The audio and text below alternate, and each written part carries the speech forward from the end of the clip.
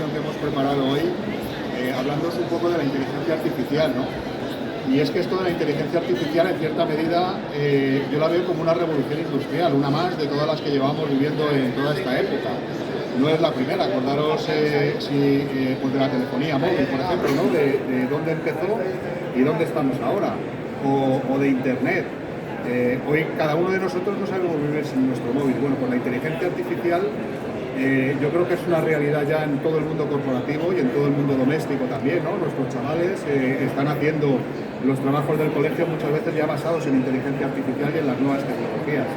Con lo cual ha venido a quedarse y la pregunta que nos planteamos es: ¿estamos preparados para afrontar los nuevos retos de las nuevas tecnologías que tenemos en marcha?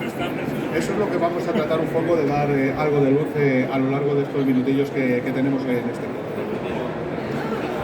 Bueno, y para ello vamos a ir un poco hacia el pasado, ¿no? De dónde sale y de dónde aparece todo esto de la inteligencia artificial. Bueno, pues me baso en este ejemplo, Gusano Morris, año 88, y lo que quería Morris en la universidad era saber cuántos ordenadores teníamos conectados a Internet en aquella época, ¿no? Año 88, fijaos, ¿eh? En aquella época Internet no existía, se llamaba ARPANET y se utilizaba pues en gobiernos, se utilizaba en universidades, por supuesto, laboratorios de investigación.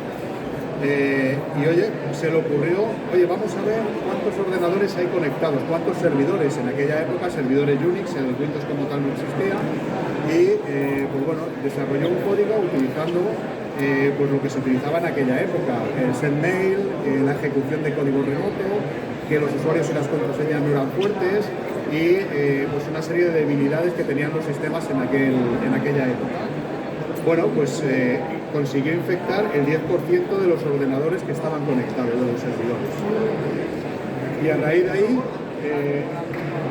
pues podemos hablar del resto de tecnologías que han acompañado a este gusano Morris, ¿no? Empezamos con el Big Data, año 2004. Los sistemas de almacenamiento eclosionan y empezamos a almacenar gran cantidad de datos. ¿Qué nos faltaba? Nos faltaba capacidad de computación en esos datos para poder sacarle partido. Bueno, llega la virtualización, llega el cloud computing y con eso ya podemos empezar a hablar del machine learning, esa primera fase de inteligencia artificial. A partir de los datos y del análisis de los datos, pues obtenemos una serie de resultados. Y luego, posteriormente, ya aparecen las primeras patentes que están basadas en inteligencia artificial. Las patentes hasta ese momento eran de empresas, eran de personas que inventaban algo. Bueno, ya hay patentes en el año 2020 que están basadas en mecanismos de inteligencia artificial. Todo esto sigue evolucionando, la computación sigue evolucionando y aparece la emulación de los servicios cognitivos. Los servicios cognitivos no es ni más ni menos que llevar las redes neuronales a los sistemas de computación, es decir, vamos a interpretar cómo funciona el cerebro humano y lo vamos a modelar a nivel de servidores, a nivel de ordenador. Y ya con eso aparece el siguiente paso de la inteligencia artificial, que es el Deep Learning y la inteligencia artificial generativa, que es el punto en el que estamos.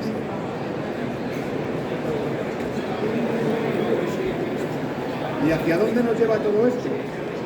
Bueno, no sé, yo desde luego no me aventuro a pensar cuál es la siguiente fase de inteligencia artificial a la que nos enfrentamos, ¿no? Bueno, imaginaros que nosotros nos retrotraemos 200 años atrás.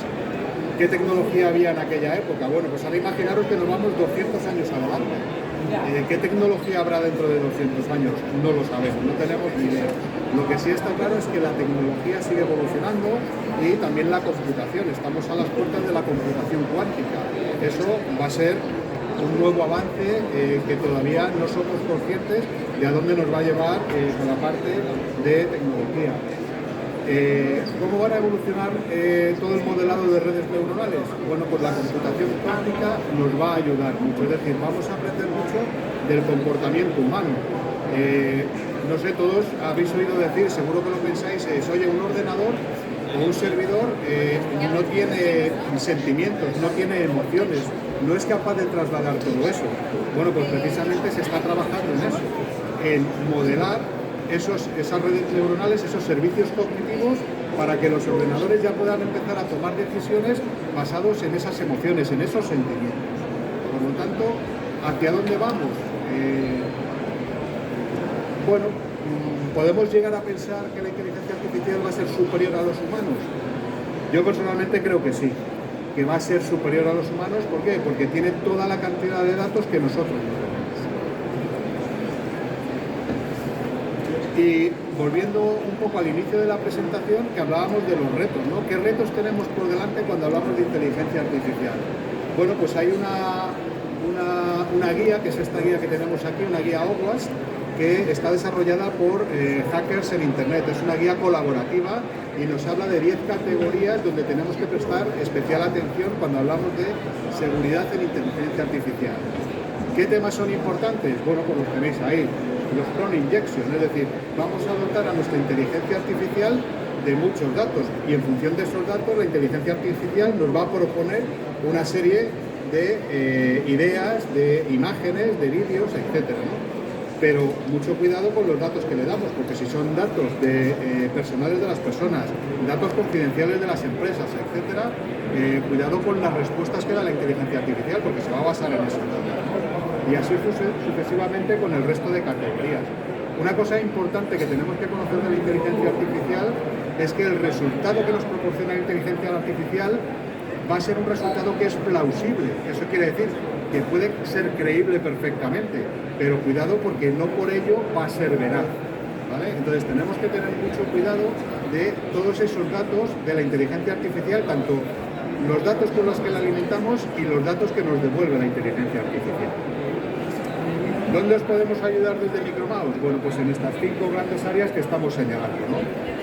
En la parte de los prompt injection, en la parte de los datos de salida que nos da la inteligencia artificial, teniendo muy en cuenta que no sean datos personales, datos confidenciales, datos sensibles para la empresa. Tened en cuenta una cosa muy importante de la inteligencia artificial. Los algoritmos son algoritmos estándar, ya están creados, pero yo le tengo que dar datos. ¿Qué datos le tengo que dar a la inteligencia artificial? Pues si quiero que me ayude en mi entorno corporativo, le tendré que dar datos corporativos, ¿no? Entonces, en función de los datos corporativos que le dé, cómo estén estructurados, cómo estén homogenizados, cómo estén disponibilizados, cómo estén securizados, en función de todo eso, la inteligencia artificial me va a ayudar.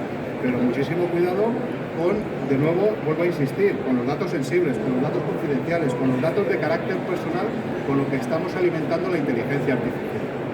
¿Vale? Va a haber vulnerabilidades en la cadena de suministro, con lo cual también mucho cuidado en esos aspectos. Ahí en esas 5 grandes áreas es donde Micromouse nos vamos a poner aquí. ¿Vale? Por lo tanto, ¿qué es muy importante cuando estamos desplegando inteligencia artificial en nuestros entornos corporativos? Pues lo primero es la superficie que le estamos dando a la inteligencia artificial. En función de esa superficie, la inteligencia artificial va a trabajar y nos va a dar datos, nos va a proponer modelos, nos va a proponer acciones, nos va a proponer información, ¿vale? En función de los datos que le damos, nos va a proponer datos, ¿vale? Primera parte importantísima. Segunda parte, si nuestra inteligencia artificial nos está proponiendo información para compartir con clientes, para compartir en redes sociales, etcétera, mucho cuidado con los datos que vamos a compartir con terceros. ¿Por qué? Porque se nos puede haber escapado alguna parte de esa información sensible, de esa información confidencial. Por lo tanto, tenemos siempre que tener cuidado con los datos de entrada y los datos de salida. Es fundamental analizar ambas superficies, la de entrada y la de salida. Vamos a tener también que analizar los riesgos del comportamiento de la inteligencia artificial, es decir, ya existen herramientas que nos van a permitir analizar cómo se está comportando mi inteligencia artificial. Si yo voy haciendo una base de datos de conocimiento de cómo es el comportamiento normal, entonces en ese momento lo voy a poder comparar con el comportamiento actual. Todo lo que sea anómalo lo voy a tener que poner en evidencia, lo voy a tener que analizar, ¿vale? Y por último también detectar incidentes, detectar ataques contra nuestra inteligencia artificial, ¿vale? Antes decíamos, oye, lo veíamos antes en las categorías, ¿no? Los prompt injection, donde le estoy diciendo a la inteligencia artificial de todos los datos con los que te estás alimentando, cuáles no puedes utilizar para generar modelados de salida, ¿vale? Pero es que va a haber gente que va a intentar saltarse esos prompt injection de seguridad. Es decir, vamos a hablar con la inteligencia artificial para proponerle un juego de rol, por ejemplo, y con eso saltarme la seguridad que yo estoy poniendo a mi propia inteligencia artificial. Por lo tanto, decimos que en inteligencia artificial hay 4 grandes áreas donde tenemos que enfocar. Uno, los datos de entrada, los datos de salida, el comportamiento de la inteligencia artificial, fundamental, y por último, detectar cómo los usuarios de la inteligencia artificial se están comportando dentro de nuestro entorno.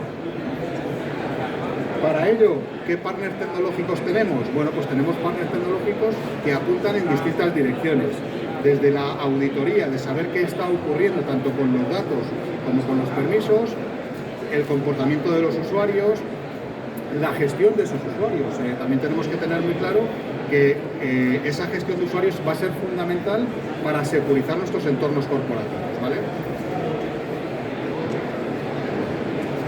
Y porque conozcáis un poquito más de Micromouse, Micromouse es una empresa que lleva en el sector ya más de 40 años y aparte de todo el portfolio de ciberseguridad, tenemos otros verticales de negocio.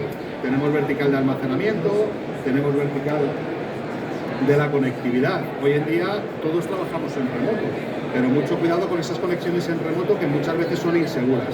Tenemos que trabajar con conexión remoto a los sistemas corporativos, pero que estén securizadas, ¿vale? Y luego, por último, tenemos una parte muy importante que, aunque no os lo creáis, sigue teniendo mercado, sobre todo en algunos segmentos de mercado, tipo financiero, tipo gubernamental, etcétera, que es toda la parte de fax. Muchas transmisiones hoy por hoy se siguen teniendo que hacer por fax, ¿vale? Bueno, pues esto es todo lo que queríamos compartir con vosotros.